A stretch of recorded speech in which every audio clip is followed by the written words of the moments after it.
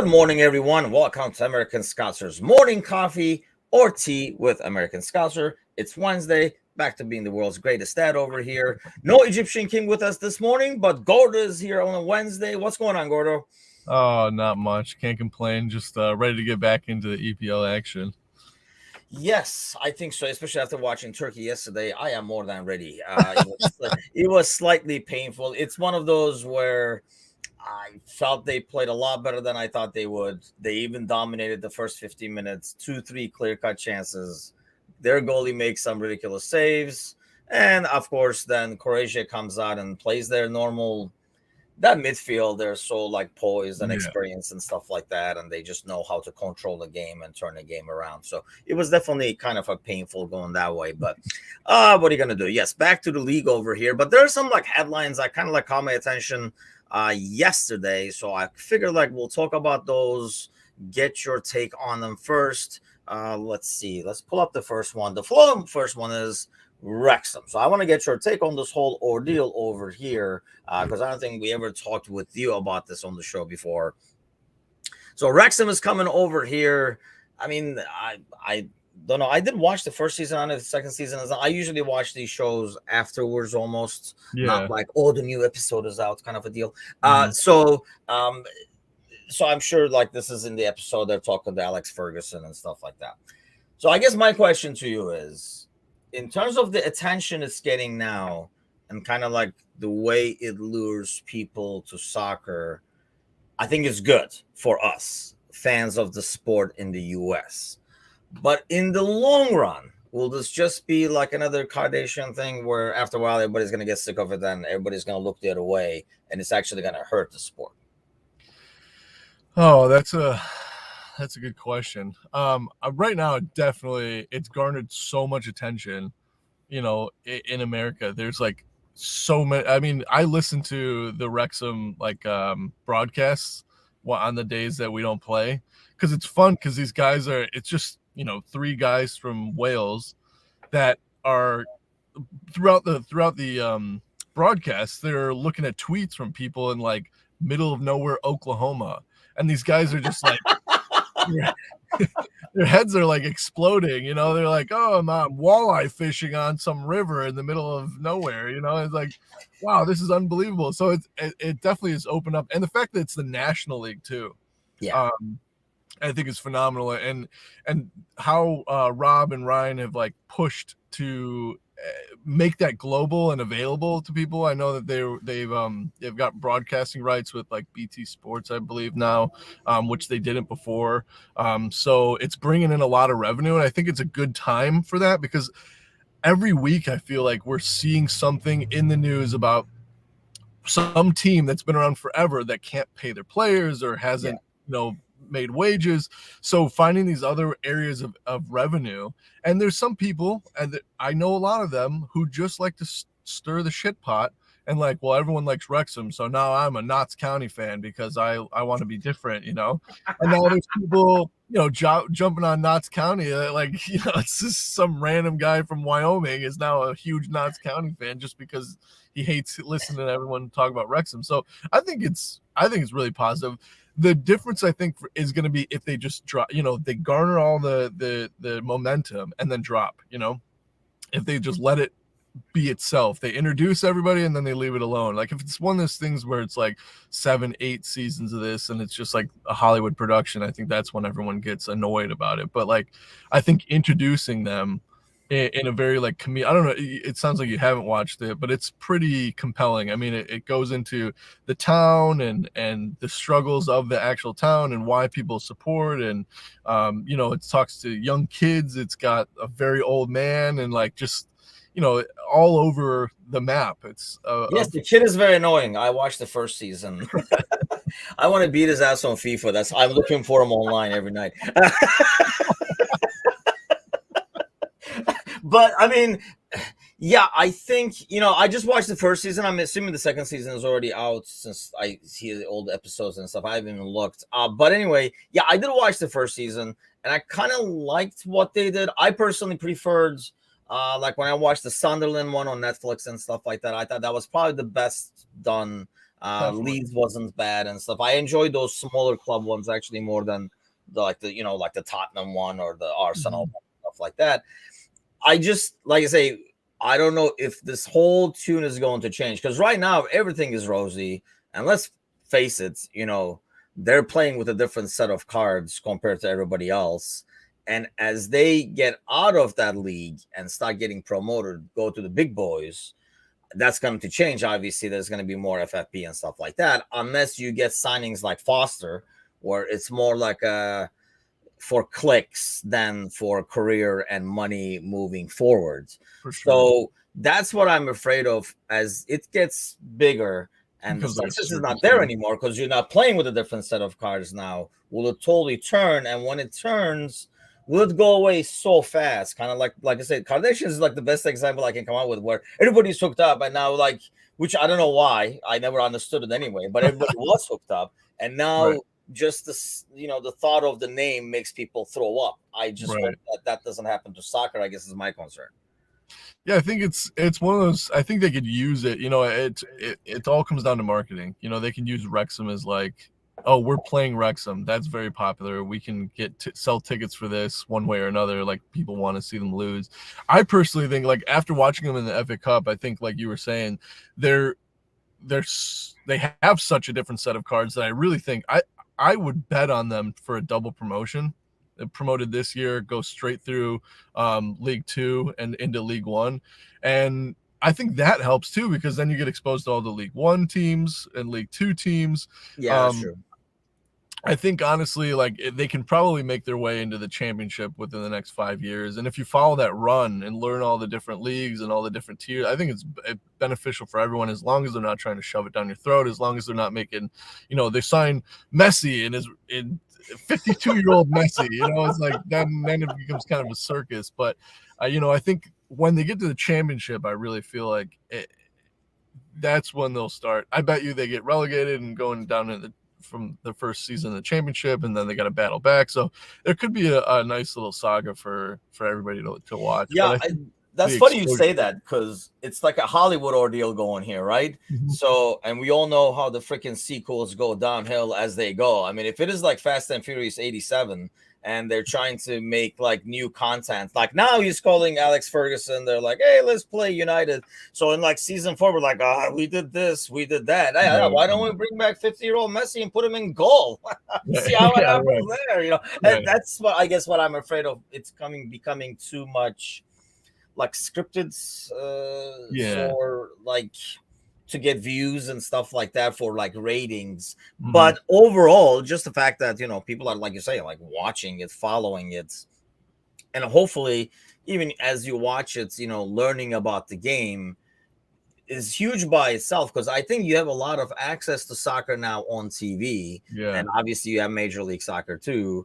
But it's at the same time, like I say, like maybe as you learn the game, then you catch a Premier League game when you're up early in the morning on a Saturday, and you're like, oh shit, this is a whole different game over here, and you yeah, get stuck watching, and you start liking one of the teams and follow them. Hopefully, I think in the bigger scene, it's better for the soccer in the US. I just hope they just don't abuse that initial huge interest. yeah. It really has to be like I think they've done a great job of like garnering that momentum of like it should just be like an introduction, and then when they feel like they've hit that threshold, then let everybody figure it out on themselves. They've been introduced to it. They understand how the leagues work.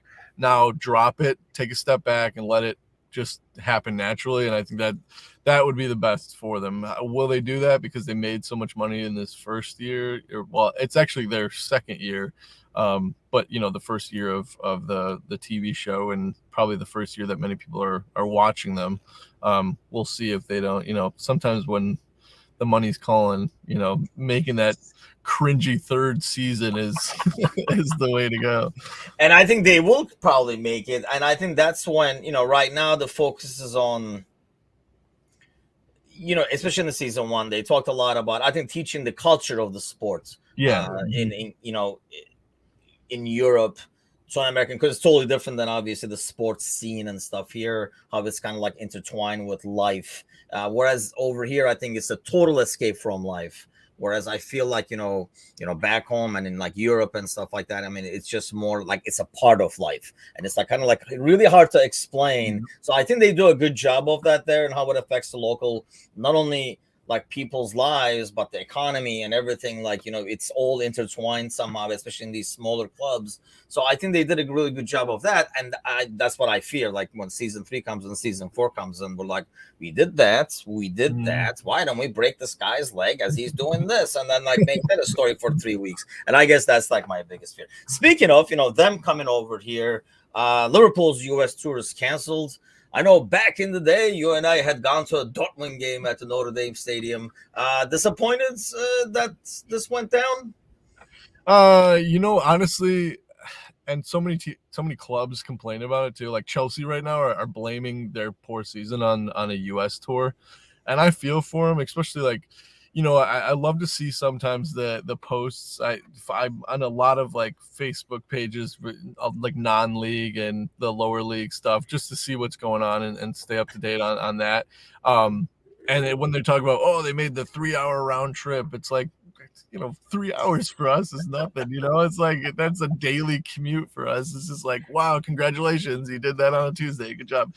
And they're like, so like when they come to the States, and then they're like, all right, yeah, we're gonna play in Boston on Friday, and then we've got a 9-hour plane ride to LA to do that. And I think it does take an awful lot of the players, and you start to lose the aspect of, hey, this preseason is for getting ready for the season and not just showcasing. Obviously, the owners and stuff are using it to gain money and popularity and sell the brand, but the players they need to use it for playing games and getting in shape. So sometimes I think the fanfare that we do in the US, I mean, we love a good fanfare. The fact that they added like the halftime show to the Champions League final, it's just like, that is so, they're like, oh, Americans like this, let's get the Black Eyed Peas to sing between.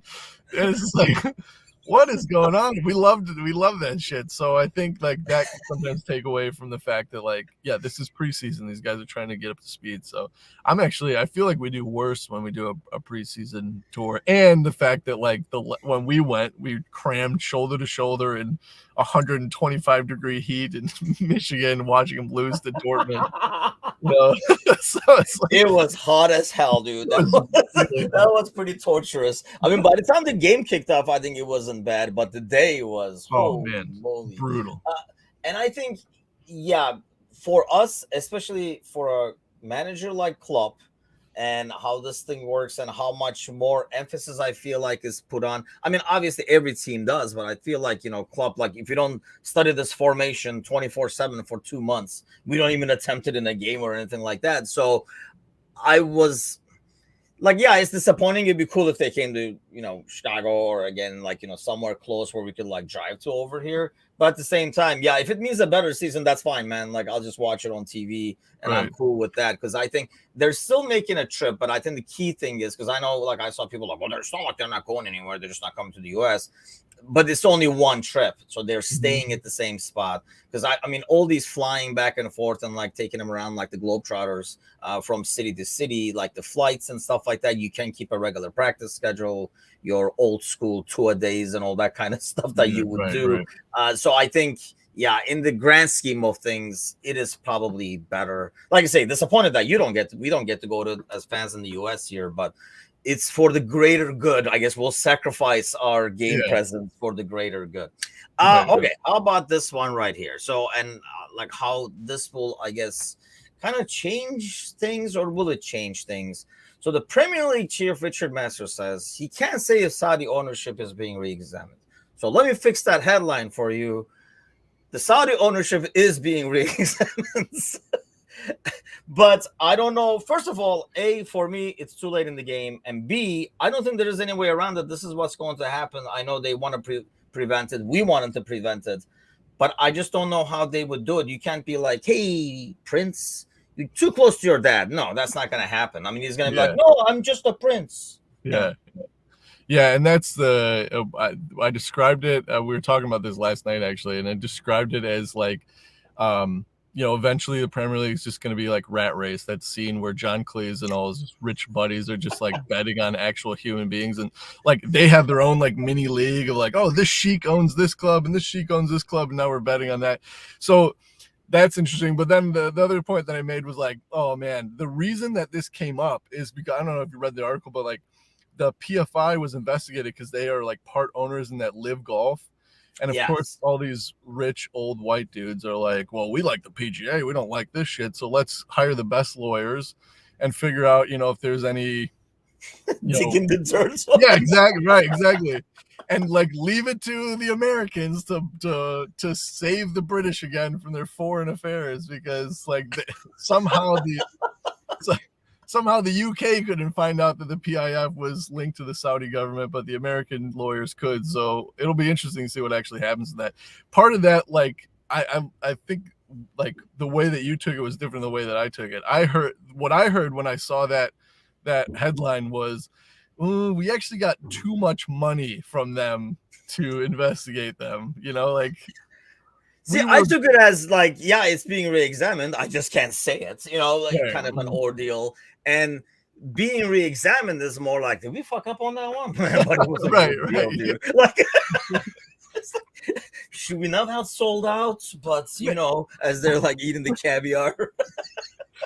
Wait, it was Saudi Arabia was the country? Oh, I'm sorry. I thought it was your boy from Qatar. Like, we were investigating. We were like, yeah, there's no link between Qatar and PIF. I don't know why anyone thought that. But here's the thing: isn't this going to? I mean, yeah, they want again state ownership. Like I say, I'm all for this. It's just the cynic in me and the realistic guy in me says you're not going to get ahead of this now, because it's become so much money that only so many people can afford it. Mm-hmm. And I mean, obviously these people over there have the money. So, and like, how are you going to like, oh, it's too closely tied to the Saudi Arabian government. I mean, the dude's son. I mean, so like, the son is going, no, I hate him. Right, he just happens to own a club. Like, we all hate him as a family. He's the black sheep of the family. Like, we don't even. I mean, that's what's going to happen at the end. But suddenly the sponsorship is going to be Saudi Arabia Airlines or some shit like that. So I don't know if you're ever going to get ahead of it now. Not that but is it because of the price, you think? Because this was not an issue before. Has the price gone up so much, the value, that the number of people who can ultimately own these clubs has really diminished? Yeah, and that's 100%. I mean, the only reason that we're not sitting here talking about a takeover at Manchester United already is because for whatever reason they valued their club way higher than I believe they actually were. $5 billion. Everyone's like, wait a minute, $5 billion for Manchester United right now. It's like, man, they won a couple of games. That's great, but like I think that over the last 10 years they've really put a dent in their brand. But yeah, I think that's probably the reason. I mean, when you put the value that high, the only person that could buy it is another sheik, at this point, with oil money, somebody with oil money, or a corporation or a government. So it gets a little ridiculous.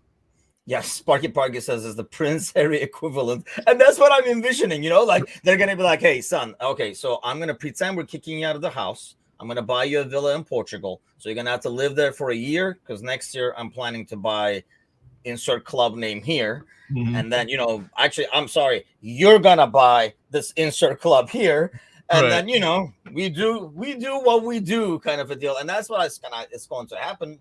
And like you're saying, as long as the pockets of certain people are being filled, it's just going to. But you think, is it just the evaluation of United? Because I don't even know if these people, like, when somebody from Qatar or somebody from like Saudi, they're not buying these clubs in most cases.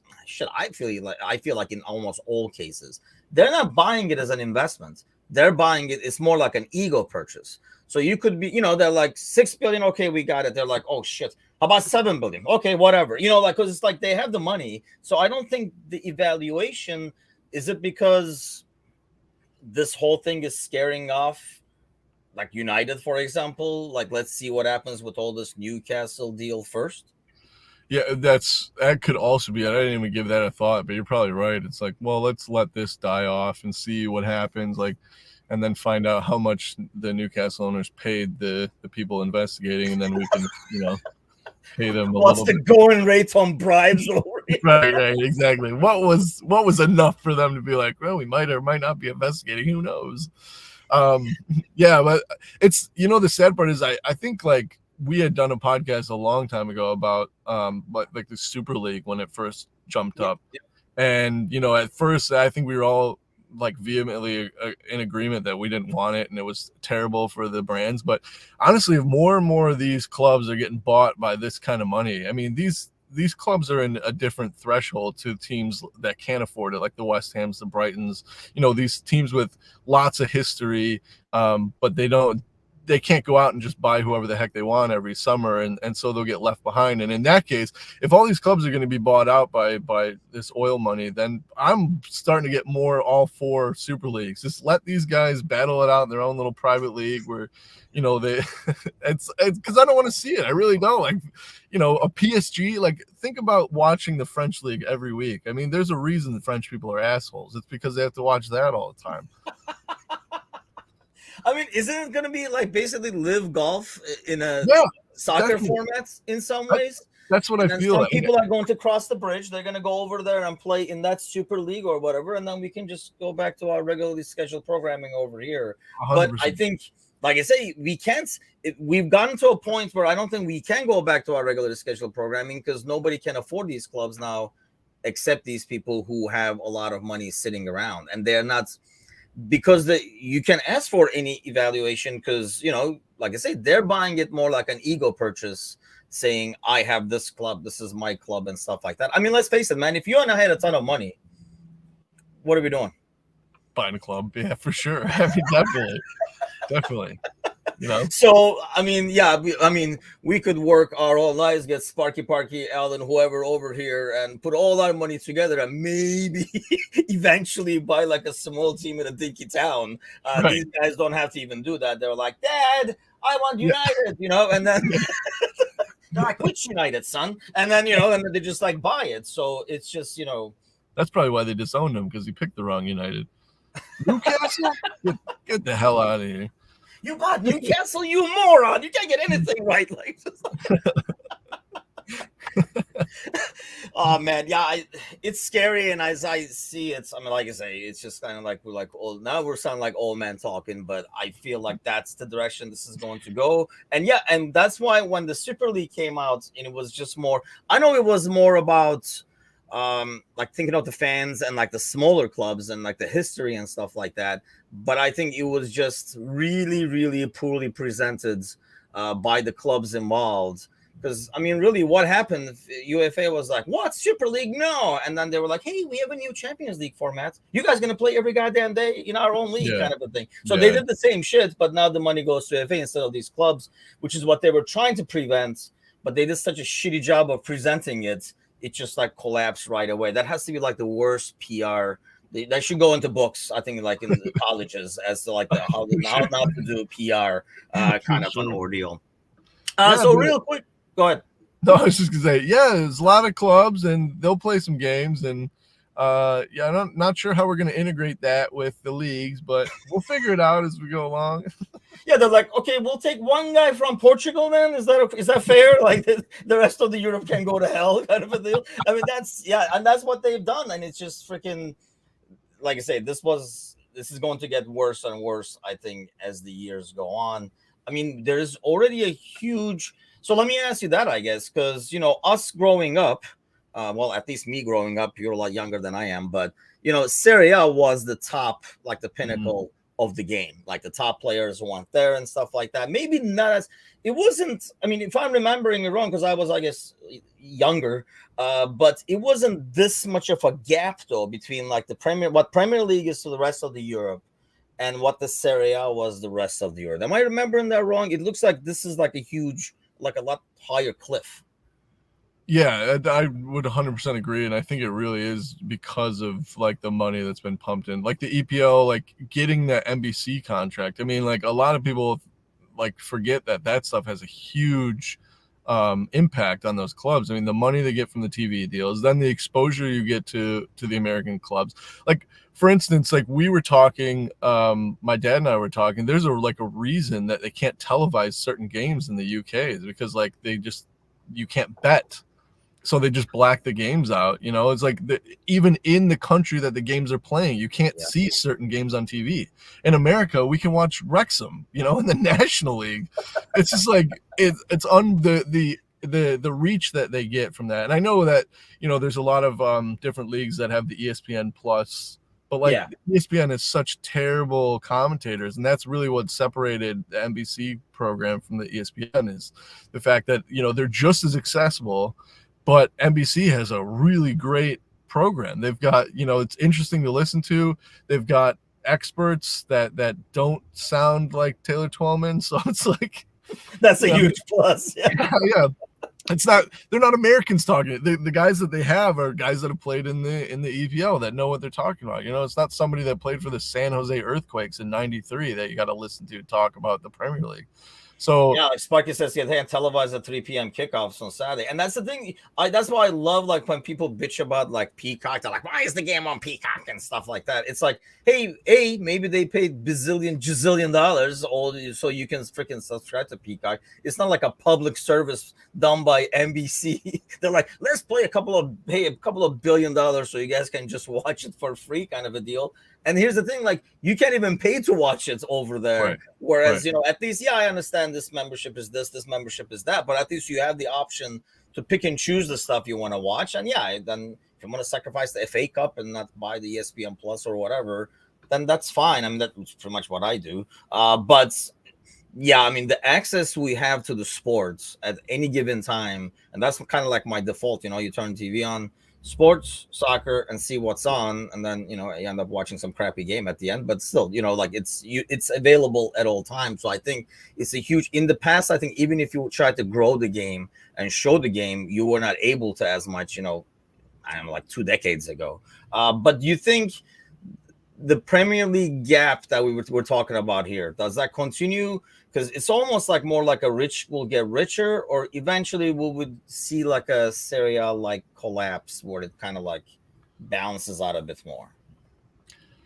Oh, that's interesting. I think too, like as a lot of more people get exposed with things like Wrexham and all these other leagues, there's a possibility that it kind of collapses in on itself. I mean, there's also the fear that if you don't kick the money out or don't limit your owners, then it just becomes boring because it's always going to be Manchester City going for the title. It's always going to be Newcastle in a couple of years because they've got all this money. And, if Manchester United get the deal going, all they do is just suck up all the players, with any that are over $100,000 or $100 million a year, there's a chance that people just get tired of that. There's no polarity. I think that's one of the things too that separates the Premier League from a lot of other leagues is the fact that on any given day, Southampton can beat, Manchester City. It's just like that. You don't see that in any other league really. I mean, you don't get that polarity. So I think that's interesting to a lot of people that truly like the sport.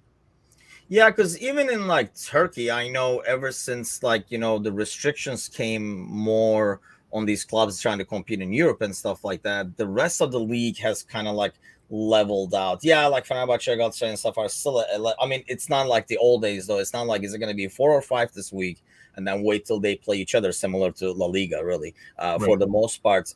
So that kind of like closes the gap. I think another thing that's actually slightly closed the gap, I would say, is VAR, especially in a league like the Turkish league. But I think overall, because in the past, I do feel like the bigger teams were always more protected.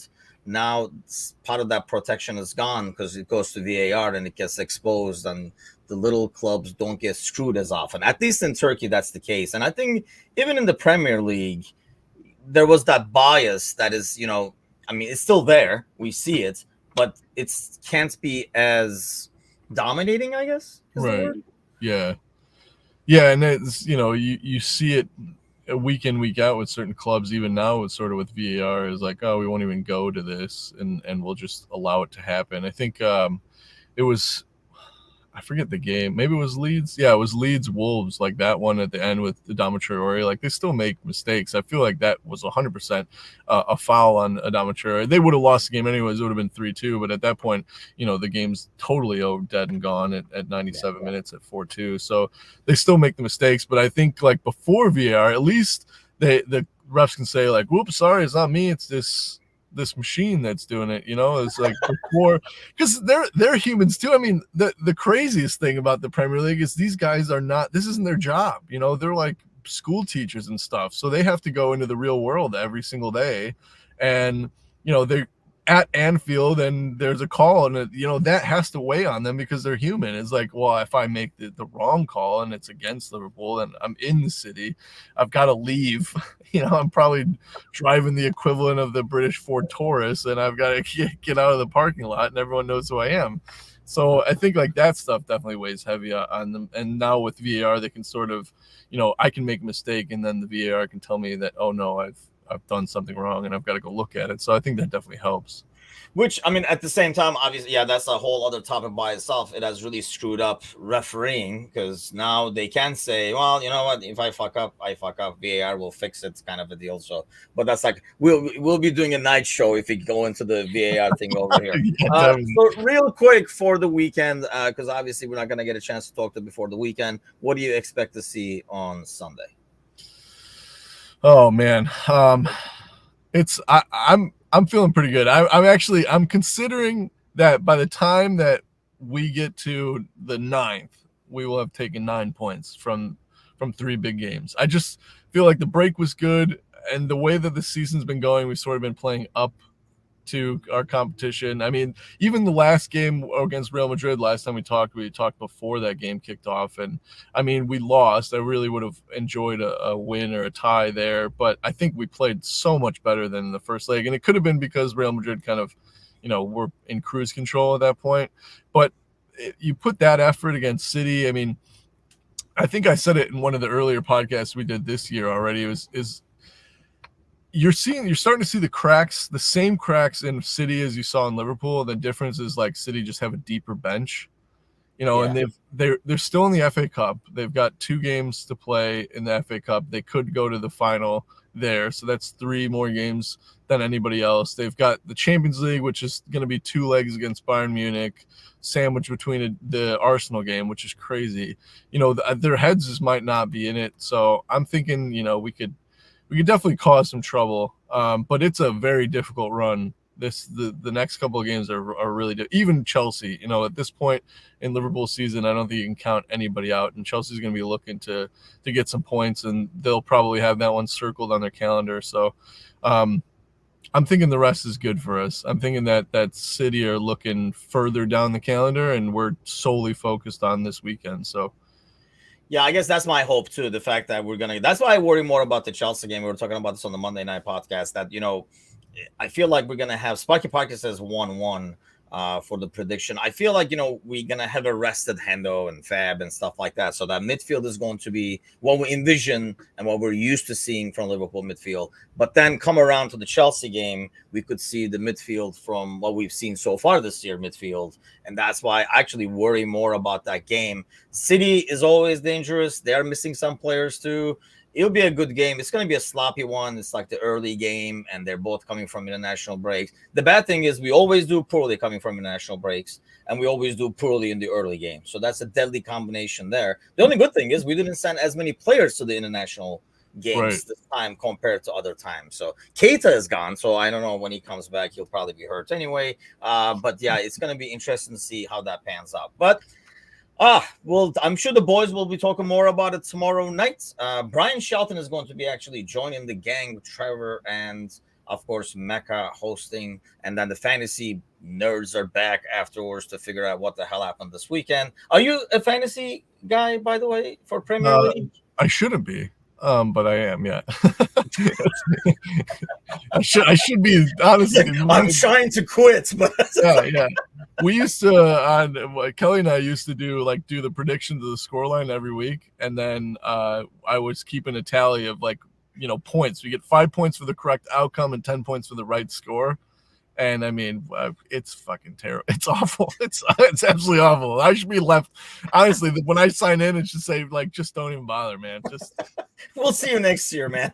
Try again next year. Yeah, I think all that stuff, the prediction, we were doing it with the Super Bro and stuff, they all go great until we go to these midweek games and stuff, and then my thing holds rails. Not to mention, fantasy starts becoming a guess the lineup game more than Yeah. who's gonna do what kind of a game, and that's when I try to do it just for the sake of the league, but I couldn't even do that this year. I don't think I still have Cancelo starting. I feel like he's gonna come back and make a huge impact this year, but you never know. We'll see what happens. But you have a great rest of your day, Gordo. Thanks to all those listening, sharing. The fundraiser is almost complete. We're getting some like final actually submissions for the silent auction, and the fundraiser itself will be starting. We're hoping Monday. Hopefully Monday night's podcast will be able to announce and provide the links and stuff like that, and run it through April. And hopefully like collect some money and get everybody together chipping in. I think every little bit is going to help and whatever impact we can make. I know as contributors, we definitely, having put this together, we feel a lot better about ourselves, at least having contributed, even if it is little. So hopefully everybody will kind of like chip in and join the feeling there. But enjoy your Wednesday, rest of your week. Let's hope it's a great weekend for all, and join the gang tomorrow night. Take care, everybody. Thanks, guys.